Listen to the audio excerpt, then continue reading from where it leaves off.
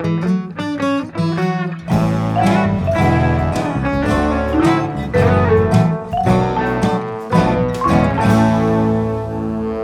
you remember the first book you picked up as a child that you really connected with? Maybe it had a character in it that you related to, or a format that really let you engage. Or maybe it was your introduction to a genre that would become a lifelong favorite. Whatever the reason, there was just something about the book that resonated with you to become a childhood favorite. I have had a few books like this from my childhood and a few that have stayed with me. And I've often found myself wondering, would I still love this book today? And this, my friends, is what we are going to be discussing on today's episode of Keep It Fictional. Welcome, everyone, to the podcast from the Port Moody Public Library, a podcast for book lovers by book lovers. I am Sadie, and I am your host today. And I am joined by my book friends, Emma and Corene. And today, the three of us will be looking back at a book that we read as a child or a teenager or a young adult. I'm not sure where this all falls for us each individually, and seeing if these books actually live up to our memories and our fondness of them. Now, I'm very excited to hear about what my book friends reread for this week. And I'm also curious, as you talk about your books, to know what drew you to this book in the first place. What about this book made it a favorite the very first time that you read it? Now, I think I know you are both. I know, Corene, you are a book rereader, I believe. Yes. Now, Emma, I think that we asked you this question in your first episode on the podcast. And I think that you said most of the time, but it depends on the book, maybe. I think some of the Yeah, manga stuff. I've reread stuff. When I was a teenager, I kind of like had my favorite book. So I would like The Fault in Our Stars was one of my favorites when I was a teen. So I reread that probably like 5 or 6 times. Um, the book I'm talking about today, I actually have reread before. So this is my second time revisiting it as an adult. But I am kind of picky about what I choose to reread. It has to be like an all-time, like absolute favorite. And something I have done is I read the book for the first time, but then I listen to the audiobook when I do it on a reread. So I'll consume the book in different mediums or in different formats when I revisit them. But yeah, I don't revisit everything, but I will revisit some things if they are exceptional. All right, that's kind of what my memory said. And I am definitely not a rereader. I very rarely reread, so I'm the minority on the podcast rereading wise today, but that is okay. We have all reread a book for today's episode, and I am excited to hear what you have reread. So, Emma, we're going to start with you. What book did you reread for today's episode? All right. So, like I said, I this is actually my second time revisiting this series. I revisited, so I read a series. I did not read the whole series for today's episode because it's 13 books. But I did read the first six. So I actually was just listening to the sixth audiobook on the SkyTrain. I think I have about 12 minutes left in it. Um, but today I have a series of unfortunate events by Lemony Snicket, the pen name of author Daniel Handler. And the books we had at the library, the first one has this cover, which is not the cover that I grew up with. So that's very jarring for me. Numbers 2 and 3 that I have with me here today do have the original covers that I grew up with. But the first book is called The Bad Beginning. This is the original. I don't know if we can get it to come up clearly. The original image of it, with Count Olaf standing in the doorway, looking all creepy. Um, but this is what like one of my all-time favorite series from as a kid. I don't think I read a lot of middle grade as a kid. I've tried to like rethink as to what middle grade I read growing up, but I really cannot come up with any book titles. But I do remember this series quite vividly. I remember my mom bought the series, so we actually had them at home, and I was reading the books that we had at home. I remember having to wait for the later ones to come out because when we got into it, the series wasn't complete at that point. I think it was around grades 3 or 4 that I read them for the first time. But I really, really loved them as a kid. Me and my sister were both really into them. I was really into like the mystery aspect, the suspense aspect. I liked that it was kind of like a high stakes sort of like an adventure story, but it didn't have fantasy in it. I liked like the realistic fiction aspect. And I think this was probably my gateway to reading things. Something that's kind of stuck with me in adulthood is I really like to read things that are like extremely dark and depressing. And I think this was kind of the gateway for that, where it's like a book, it's a series of unfortunate events. It's a series where terrible things just continue to happen to these children over and over again. Um, but yeah, growing up, it was a good like bonding point for me and my siblings. We had a board game. We had a like PlayStation video game with a series of unfortunate events. I remember when the original movie was released and absolutely hating it. I thought it was so awful. But I also just don't like Jim Carrey very much, who was cast to play Count Olaf. And there's actually a newer screen adaptation of it. Netflix did a show, I think, between like 2017 and 2019. And that show, I think, really did a good job of capturing like the original like whimsy of the books. I think the Netflix adaptation is actually really excellently done. It's got like funny deadpan narration, and like a little asides that you get from the Lemony Snicket character. And they incorporate those like sort of like funny vocabulary lessons that they have in the original series. So I think they really did an excellent job of like capturing the energy and the vibe of the original material.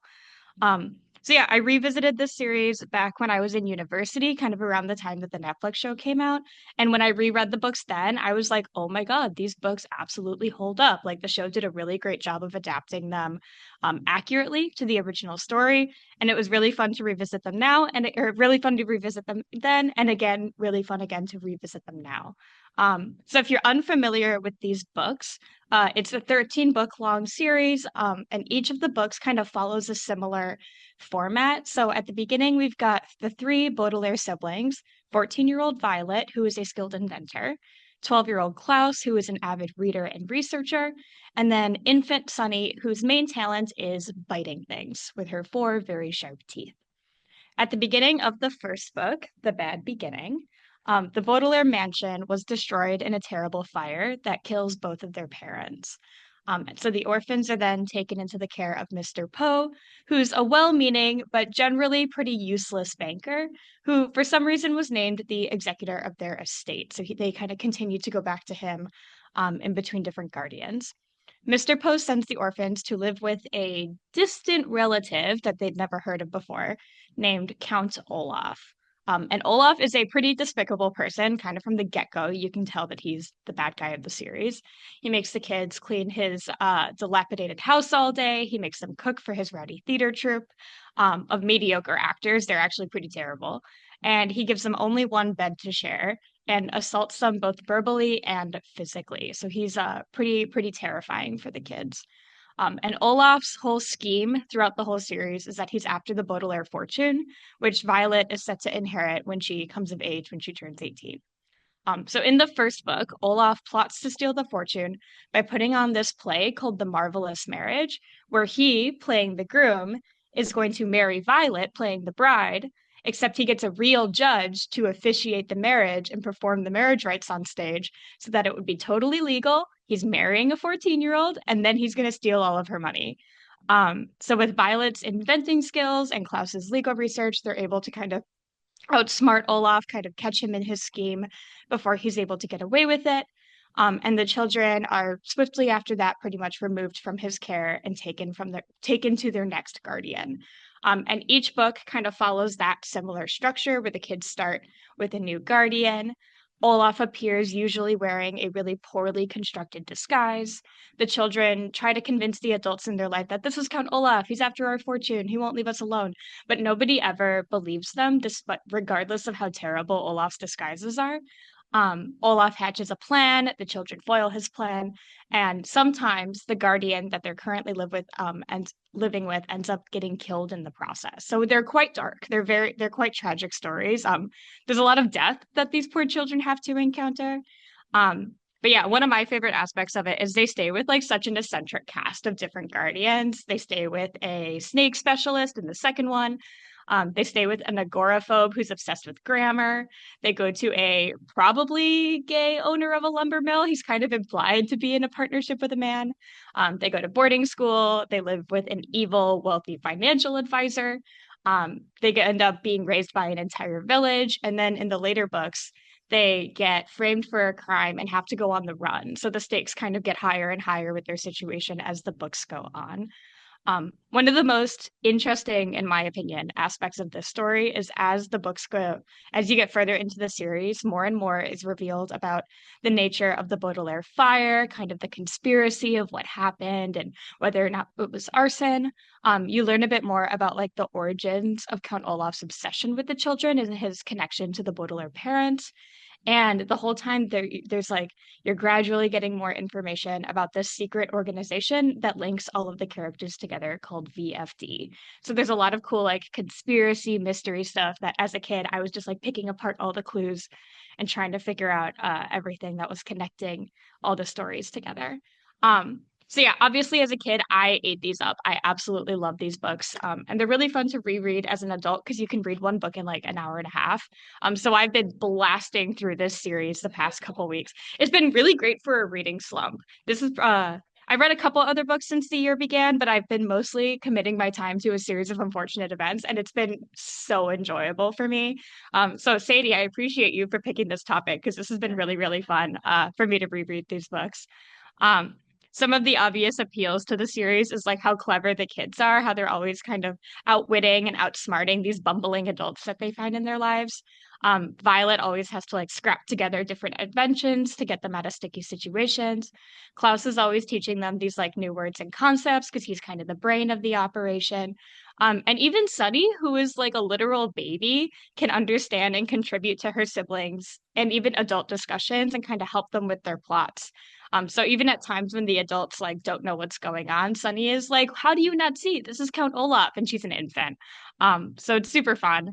I love how intelligent these children are. It like reading these books as a kid really makes you like want to be Violet. You want to be Klaus. You want to be there, kind of solving these mysteries along with them. And the books are also extremely quirky. I find them very whimsical. They have these, and these elements of them haven't lessened the book's appeal as I've gotten older. So like they were very fun and quirky as a kid, and they definitely kind of maintain that reading them as an adult as well. Um, I like that they're impossible to place in time and location. They've got this kind of like steampunk, vaguely North American society, but they've got some modern technology.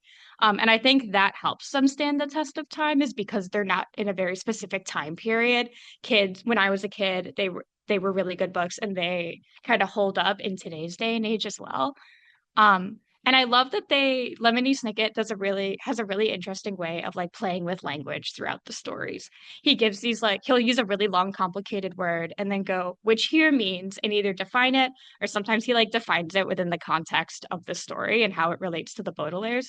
But then he'll continue to use those longer and more complicated words throughout the book. Like the sixth book that I'm reading right now is called The Ersatz Elevator.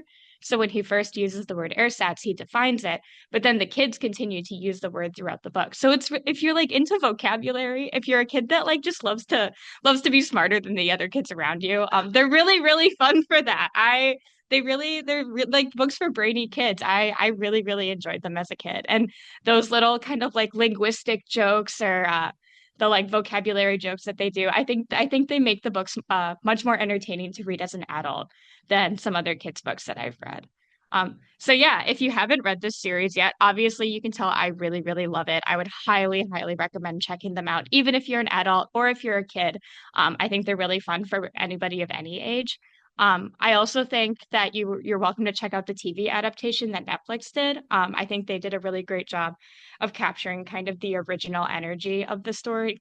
They still do those like little asides with the vocab lessons. You've got really funny like deadpan narration from Lemony Snicket's character. So I'd recommend checking that out as well. The books are never boring. They're kind of tragic and depressing, but without losing that silliness or quirkiness. And Count Olaf is, I would say, one of the most perfect villains of children's literature. He is both terrifying and also like very, very silly. It's easy to see through his plots, but that doesn't stop him from like murdering people and like murdering the kids' guardians. So he's a villain that really, really stuck with me. Yeah, and I've been listening to the audiobooks this past week, and Tim Curry narrates them, and those are really good. So this is the first time I'd listened to them. I had read the books as a kid, but if you enjoy audiobooks and if you listen to audiobooks with your family, if you have kids in your life, the Tim Curry series of Unfortunate Events audiobooks are really phenomenal. So yeah, I think that probably sells it. I love this series. I think everyone should read it. So if you haven't yet, you should check out A Series of Unfortunate Events, which holds up. That's excellent, Emma. I have not actually read them. Yeah, I feel like they're something that I probably would enjoy. And I did watch part of the Netflix series because it has Neil Patrick Harris in it, who is one of my favorites. I think he was Count Olaf, I have a believe. comment about that. I was originally like, I don't know how I feel about him playing Olaf. And Jim Carrey played Olaf in the original movie, which I was quite anti. I have I don't like Jim Carrey. It's a personal thing. Um, But I was so impressed with Neil Patrick Harris's interpretation of Olaf. I think he did fantastic. So yeah, the show's really, really well done. Maybe I will revisit the show and also revisit, or not revisit, but visit the audiobooks because I do love Tim Curry as well. Yeah, yeah, he can do no wrong. At least on a professional level. I don't know much about him personally, but not sure if he's done anything questionable. I hope not. But yes, so I will definitely look into those. Thank you, Emma. That's great. I'm so glad that they have. Oh, okay, Corene. Yes, He has made some questionable career decisions. If you really want to give yourself a sure. laugh, there is a some acting that he did in a video game that you really must treat yourself to. If you're feeling sad, it will absolutely lift you up. That man is absolutely unhinged in the best way. I think that's what it is. Like even when he does the strangest things, he does it with Tim Curry flair, and yeah, you can't go wrong with that. There's like a wonderful like little observation that someone made about Muppet movies. And so Michael Caine treats Muppet movies as, you know, the most dead serious acting job he has ever done. He fully commits. He is like Michael Caine. He is Scrooge in a world of Muppets, and this is a serious business production. Whereas Tim Curry in his Muppet movie becomes one of the Muppets, which I thought was Yeah, no, that sounds about right. That definitely fits. All right. Well, thank you, Emma. As I said, I'm very glad it withstood the test of time, and hopefully, there will be maybe some people who will pick it up that did not as when they were children, or maybe it will inspire you to revisit it if you also loved it when you were a child. All right. I am going to talk about my book next, and for mine, as soon as we decided on this topic, and I need to give the credit to Sydney, one of our colleagues, because Sydney is the one who suggested this. Sydney asked if we had ever done one where we had reread a book from childhood, and we hadn't done one. So thank you, Sydney, for this topic. And as soon as Sydney had mentioned it, I knew exactly what I was going to read. I've actually been saying for quite a few years, hey, I should read that series again. And it just never happened. So immediately I knew that this is what I was going to do. That being said, getting the book proved a little bit harder than I had anticipated. Um, Now, I own the entire series. I may have lost one book. It is a 12-book series. I own the whole thing, but it was delegated to a box buried in our storage closet a few years ago.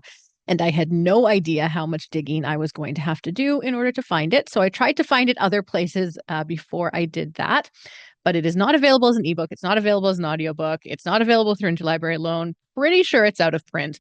And it would have taken about a month and a half, I think, to get here from Amazon, and was probably way more expensive than I wanted to play. Now, Russell Books in Victoria had one copy, but I was trying to get it during the postal strike. And so shipping was about 5 times the cost of the book itself, which was $4. And I was not willing to pay over $20 in shipping for a $4 book. So I finally dragged the boxes out of my storage unit. I found my copy. Thankfully, did not have to dig too far back there. This is Search for Senna, the first book of the Everworld series by K.A. Applegate. Now, I would say if you grew up in the 90s, you probably know K.A.Applegate or Catherine Applegate from her Animorphs fame. Um, these days, yeah, she's more associated with the One and Only series, so the One and Only Ivan, Bob, Ruby, among other books that she has continued to publish as the years have gone on. So the Everworld series came out around the same time as Animorphs, I think maybe a little bit afterwards, came out in the late 90s, the early 2000s. And it's a young adult series that is fantasy and mythology inspired. I didn't realize it at the time, but I think that Everworld was sort of my into the fantasy genre. And fantasy series specifically. My parents had always bought me books for Christmas. I wasn't a huge reader as a kid, but I was always reading something. And there were definitely books that I enjoyed, but I think that this series was the first one that was kind of like my genre. I had found my genre. I completely dove into the series entirely. As I said, I bought all 12 books. I don't remember when exactly I came into this series. They may have been published for a year or two. So I did have to wait for some of them to come out, but I loved it. I like fell right into it and never wanted to stop reading it. So our story follows 5 teenagers who have been brought against their will and for most against their knowledge into a magical world called Everworld. And it all begins with Senna. David doesn't know exactly how or why, but he knows that Senna is the reason for everything that has happened. Senna, David's girlfriend, Christopher's ex-girlfriend, and April's half-sister. Jaleel is the only one who isn't directly connected to her, but he was there, wasn't he, when it all started? The day outside the Taco Bell? The day that Christopher and his friends decided to threaten David? When Christopher's friend decided to take it too far and punched David in the nose. They were all there. David, Christopher, April, Jaleel, and of course, Senna. At the time, that was their only real connection. David was relatively new to school, having moved to, I think it's Chicago, with his mom after his parents got divorced. And he never imagined that Senna, beautiful, quiet, a little mysterious, would ever be interested in him. But here we go. Somehow, miraculously, she was. She didn't leave Christopher for David, but there was definitely still a grudge there. Senna had always been philosophical, talking about things that David never fully understood. But one night, while the two of them were sitting by the water, the things she started saying really made no sense. "Will you promise to come after me?" she asked David. "Will you promise to rescue me when it happens?" "Yes," David says, "of course." What else could he say? First mistake. The next morning, David decides to go for an early morning run. His mom's new boyfriend stayed over again, and he really just needs to get out of the house. He's still struggling to breathe out of his punched-in nose, but the fresh air and the intense cardio do make him feel a little bit better. He finds himself back down by the water when he sees her, Senna, sitting on a bench, looking over the lake. He's about to go up to her when the water in front of her starts moving, swirling in a very not natural way. That's when he notices that he's not the only one who's there. Christopher, April, and Jaleel also stand close by, witnessing this strange event. Before their eyes, the water swirls up, and out of it emerges a gigantic wolf. David finds himself running without even thinking, running towards Senna. But before he can reach her, the wolf grabs hold of her in its jaws and disappears back into the water. And then the world explodes. When David wakes up, he finds himself chained and suspended along a rocky cliff. He struggles to look to his sides, but he can just make out April, Christopher, and Jaleel chained up beside him. In the distance, he sees what looks like a Viking longboat coming towards the shore below where they are. Before the four of them can take stock of exactly what has happened and where they are unlocked and marched through an ancient-looking stone castle by a group of what can only be described as not humans. They're herded into the throne room and brought before a larger-than-life in both energy and physical size being, who is demanding to know what they have done with Senna. Now, David, April, Christopher, and Jaleel really have no idea what is happening, and they have no clue where Senna is. But this man does not seem to be very accepting of the truth. He pronounces that he is Loki, god of tricks and chaos, and that he had sent his son, the wolf, Fenrir, to bring Senna, or as he calls her, the witch, back to him. But somehow she managed to escape and has now disappeared. Loki seems to grow in size right before their eyes. Terrified but unable to move, David and the others have no idea how they are going to get out of here. This is their introduction to Everworld, a world run by gods that somehow stuck in the past, or maybe a slice of history that has been preserved at the exact point that it was copied and shifted into this other dimension. The four friends aren't entirely sure how it all works. All they know is that they are stuck here in a world where Norse, Mayan, and Incan mythologies are playing out before them, where ancient Vikings walk around as if they always have, and where alien creatures exist and may be controlling everything, and where there is a battle coming, one that the four of them are being drawn into. All they want to do is find their way home, get out of this nightmare, and wake up back in their beds in the real world. But David made a promise. He promised Senna that he would come after her. And while he didn't understand at the time what he was promising, he will keep his promise. He won't be going home until he has found her. So I would say that for the most part, this book did stand up to my memories of it. It's at least kind of in a general sense. I definitely really enjoyed reading the first one. When I first read it, I loved the series, was kind of completely drawn into it, but I don't remember a lot of the specifics of it. There's definitely a lot more mythology than I realized or remembered there being. And I think that it's interesting reading this now in like a post Avengers on the big screen world where everyone, even if they don't want to, know the names of Loki and Thor and Odin.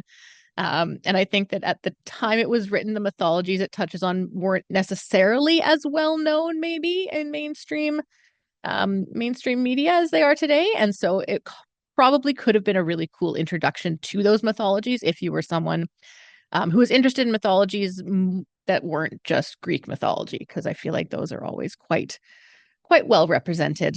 So I think that it could have been a very cool introduction to those. I don't know if I was aware of it at the time or if I just enjoyed other aspects of it and paid no attention to who the actual players were. There's a lot of emphasis. I was telling Emma this yesterday. There's a lot more emphasis on like what it means to be a strong man and a good man.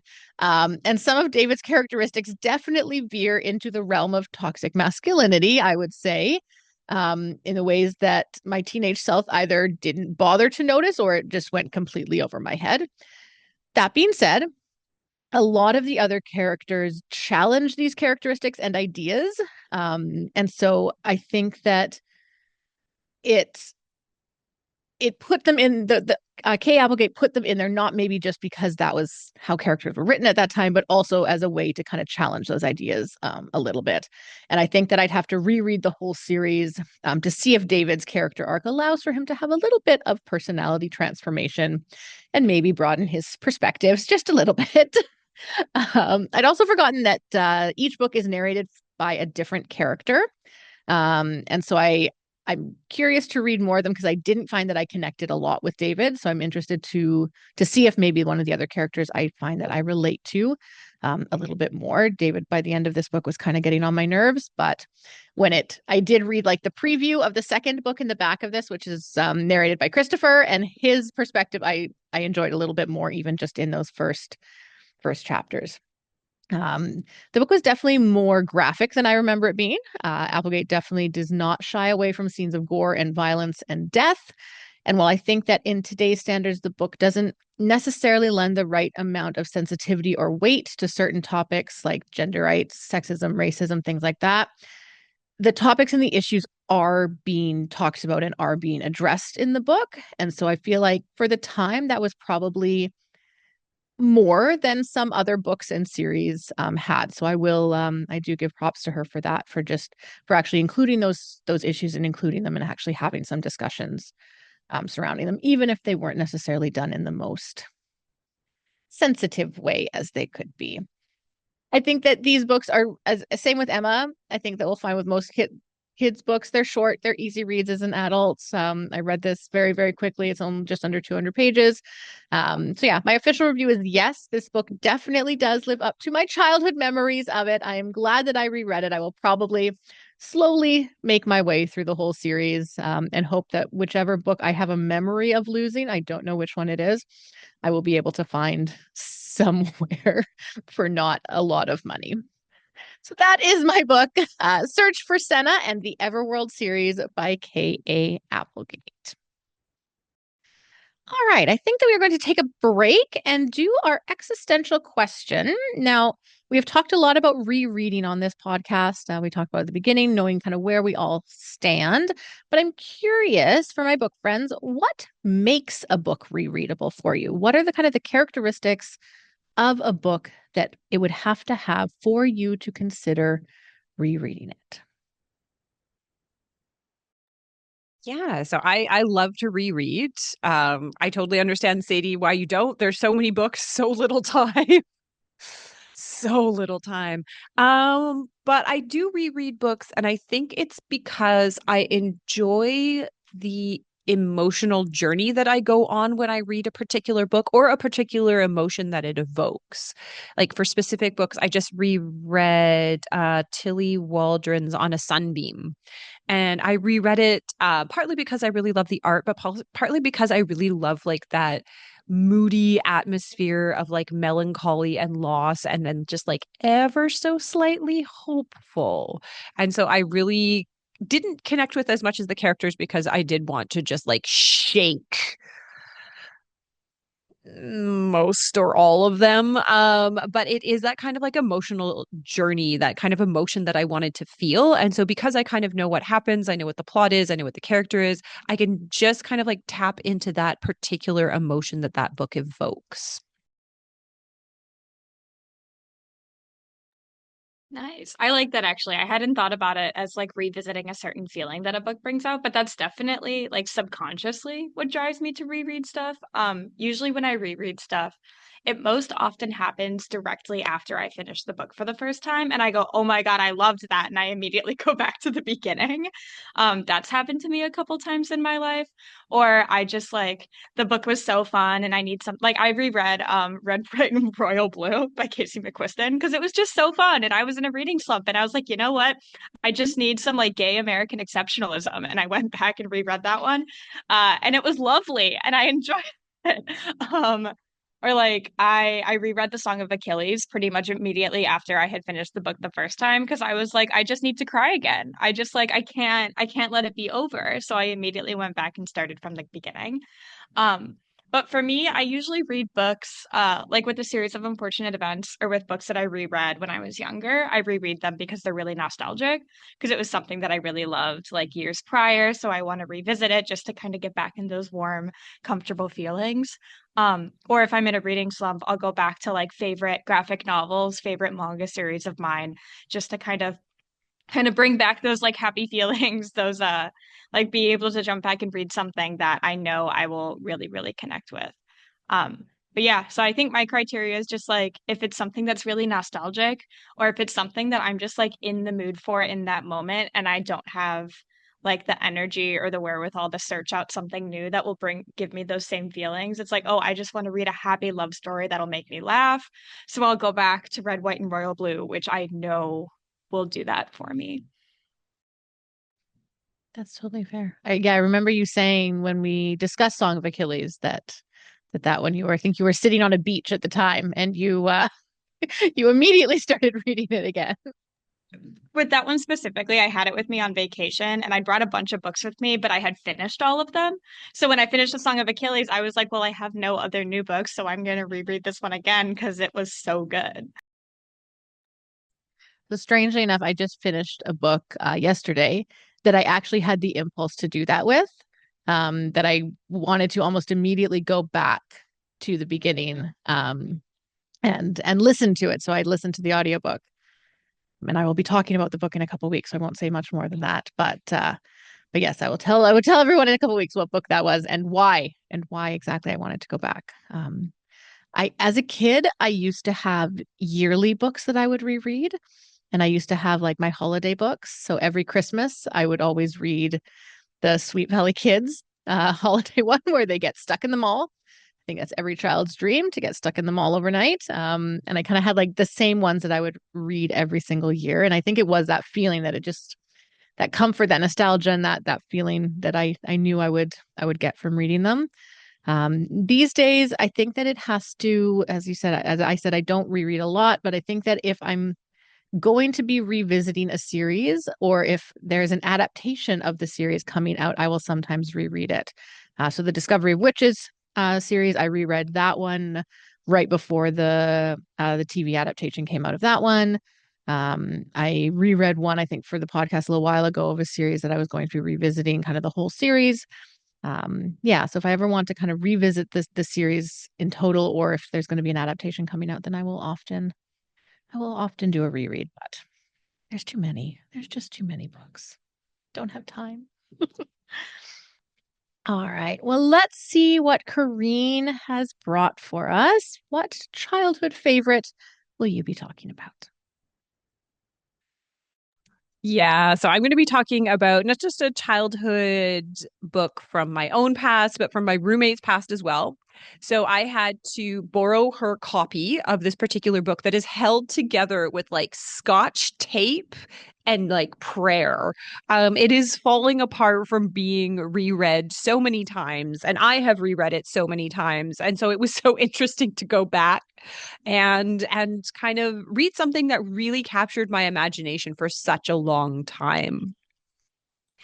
And so this is the Ruth Schwartz Award, Canadian Award winner, The Hunter's Moon by O.R. Melling. And this is like a great cover. It's mysterious. There's fairies. There's kind of a creepy guy without a shirt now, I realize. Huh. And it's got like a mood. It's very The Mysteries of Harris Burdick by Chris Van Allen. Like it's got all of that. And so yeah, this is a book that absolutely had all of my attention for such a long time. And it starts with the law that everyone knows. In Ireland, you don't sleep on a fairy mound. More specifically, and Sadie's nodding her head because she knows. She knows. More specifically, you don't sleep on the Mound of Tara, which is the ancient seat of the High Kings of Ireland. It's just not something you do. If you do, great misfortune will befall you. However, two cousins, one Canadian cousin, Gwen, and one Irish cousin, Finevere, they are bound and determined to find their way into fairyland, and they're willing to do whatever it takes to get there, including breaking this ancient law. And now, as an adult, realizing, like, where are your parents? Where are the park officials? This is a national heritage site, and you're just lounging upon it. But, anyways, they take their backpacks and they settle down for a sleepless night. However, in their dreams, a really hot guy appears and says, "Oh, come away with me to fairyland." Finevere is like, "Yeah, absolutely. Sign me up. Let's go." Gwen, being a sensible Canadian, says, "No, I don't think that's a good idea." And so Gwen wakes up alone, and Finevere is nowhere to be found. Gwen, the only one really knowing what happened and that her cousin has been kidnapped by fairies, embarks on an epic quest. And at the front of this book, there is a beautiful little map that both me and my roommate, we really want to do the Hunter's Moon bike trip through Ireland. So she decides to go on an epic quest, meeting friend and foe along the way to try and get her cousin back from these immortal beings. However, when she gets there, will she be able to really convince Finevere to leave? Now, this book is infused with Irish and Celtic mythology, which as a young child, I loved. I love the idea of there just being like the real world and then this fantasy world where there are little pockets of it that you can kind of sneak into if you know where to look. Is kind of like infused with the different stories from Celtic mythology, which I loved. I enjoyed it. I was obsessed with kind of like the fairy world. I was obsessed with like the stories of fairies. And so this like absolutely captured my imagination. I remember like writing my own stories, like very loosely based on this or not so loosely based on this. Was absolutely obsessed with this story. And it kind of blew my mind that, oh my goodness, like it's a Canadian heroine. Like she's from Canada, just like me, which was not kind of the norm as this book was published in, and brace yourself, 1993. So it is 31 years old. Which is kind of interesting, which definitely shone through when I was rereading it now in the year of 2025, because there are some very stark differences, just cultural differences, right? Like it's 30 years later, things are definitely different. And something that I've kind of seen within my even just like career as a librarian or as a reader, is like the emergence of the YA genre and even the middle grade genre that you were talking about, Emma. Both of these genres have kind of like exploded over the last years. Whereas I think like when a lot of us were growing up, there simply wasn't that much selection. There was maybe a shelf of Nancy Drew and the Bobbsey twins and maybe Cherry Ames, like Girl Nurse. And that was it. There were kind of like your classics, but there wasn't like the breadth of choice and diversity that there is now. And so kind of reading this, which was I think marketed more as a teen book, it reads so young. So young. It reads like a middle grade book would today because, there was no YA market. There was no YA, like there was Judy Bloom's, the one where they have sex in, and I think that was it. That was the entirety of the YA genre. And so it's very interesting kind of seeing what would have been considered like a YA book compared to what's written right now, and that it's very sweet, it's very simple, it's very like action packed. The writing is, sorry, O.R. Melling, it's not particularly deep. Like it's just a little like, and this happened, and here we go, and we're doing this. And you know what? Like it made a super fast read, which was really fun. But it isn't striving for poetics is the word that I'm going to it what I'm going to say. What was absolutely hilarious in a lot of the reviews that I was reading on Goodreads is they're like, where are the parents? Like, how come they can just like go around wherever they want? And like, yes, now as an adult now, I'm like, they are 16 years old and they are going on a vacation through the entire country by themselves. What was definitely shocking now as a modern reader was the amount of hitchhiking they do. Um, which was a lot. Like they're just hopping into any old man's car. And that's cool and that's fine. And yeah, as a modern reader, I was like, oh no. Oh no. Um, Definitely as well as like the lack of cell phones or just like communication with their parents who are just fine with sending the 16-year-old off to a foreign country to bike around it. Still holds up. Still holds up. Um, it's very like sweet and innocent. Everyone that Gwen meets is like overwhelmingly kind. Even if she's hitchhiking with them and they're just a middle-aged businessman all by himself. She kind of like everyone falls in love at first sight, and like the men are non-threatening and fun and really sweet. What was also very interesting was kind of like, again, we have to think this is 1993, the height of like Kate Moss, a lot of like the weird body politics around kind of like fat shaming and, talking and policing young people's bodies. What I really loved when reading this as a kid is Gwen is kind of like described as chubby, and she has a lot of like self-confidence issues about that, especially compared to like her beautiful and lithe cousin, who everyone loves, and she kind of feels like a frump, which again, like for 1993, like talking about that and making that the heroine and, making her struggle a little bit, but find her self-confidence after was kind of lovely. But that was still also kind of like, oh, huh. But again, it's a different time. It's a different culture in a way. Like we've moved on so much. Teen culture has moved on so much. As a society, we've kind of moved on where certain things are just not described in certain ways.